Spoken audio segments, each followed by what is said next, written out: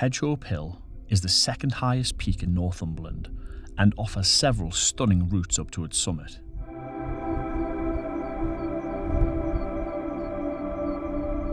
I chose a longer but more gradual route up from Hartside, passing Lynamhope Spout on the way. I decided not to stop off at this Northumbrian beauty spot on the way up because it's incredibly popular and it sounded like a busy holiday park as I approached. Instead, I would visit early the next morning when hopefully I'd have the place to myself.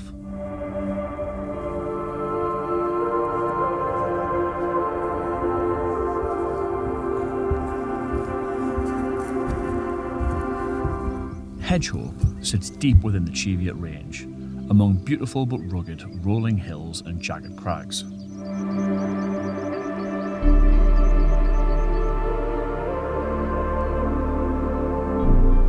The UK has been enjoying some very warm and settled weather these last few weeks, and this was set to continue, so my pack was pretty light. No warm clothes or heavy sleeping bags to lug up the hill, not even a tent on this occasion.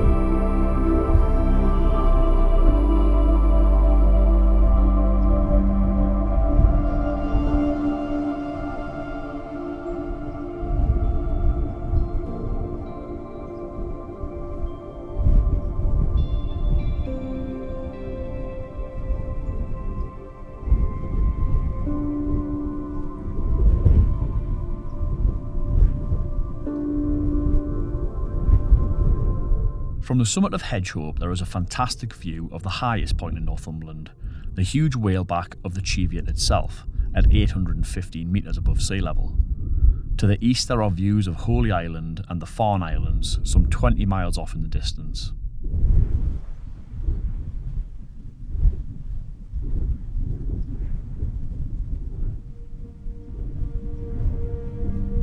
Setting up camp for the night only took minutes. All I had to do was inflate my sleeping mat and slide it and a summer sleeping bag into the bivvy bag.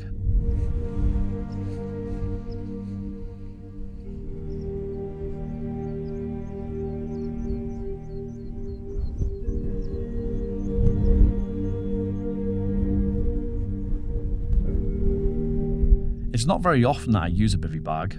I've had this one for about 9 years, and I've only used it a handful of times. Bivvying can be really special. It's totally unique. Not really having the safety of a tent to separate you from the natural environment, you feel much more connected to and part of the landscape. Much more aware of your surroundings and the passing of day into night. I've had some truly amazing nights in a bivvy bag. The best was probably during the Perseid meteor shower with my mate Bob, when we lay gazing up watching hundreds of meteors lighting up the night sky.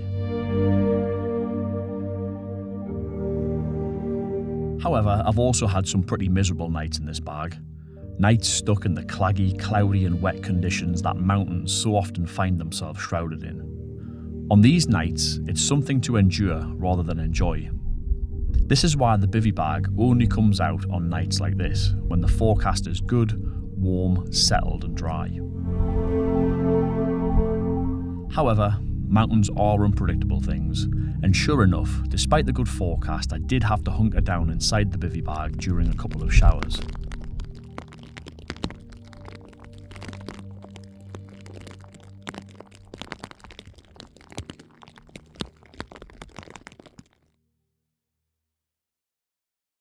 Sunrise at this time of year in this part of the world is early.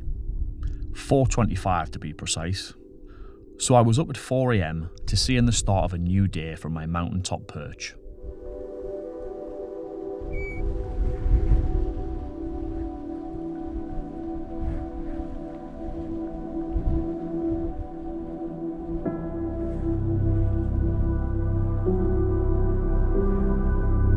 A low cloud bank out to sea obscured the sunrise, and it wasn't until 15 minutes after the actual sunrise that the sun finally managed to make an appearance.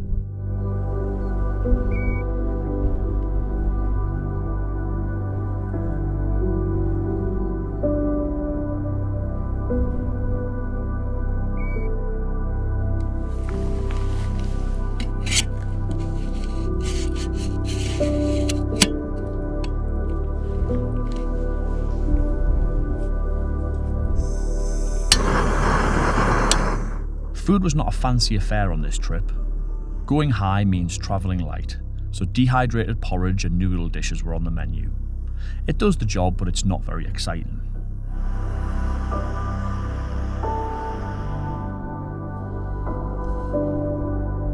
Once packed away, it was time to set off for Lynamhope Spout, hoping to get there before the day trippers.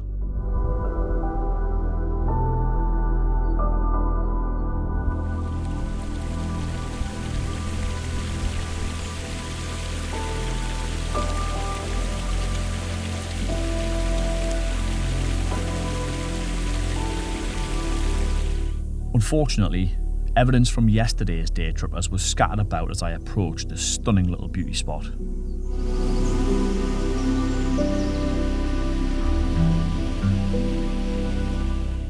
The name Lynamhope is said to mean the Valley of the Waterfall, and this spectacular spout tumbles 18 metres down a rock face to the 2-metre deep plunge pool below.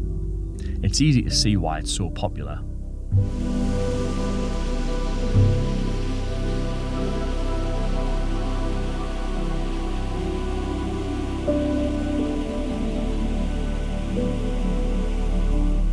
I felt really privileged to have this place to myself before heading home. It was a fine end to a great little trip.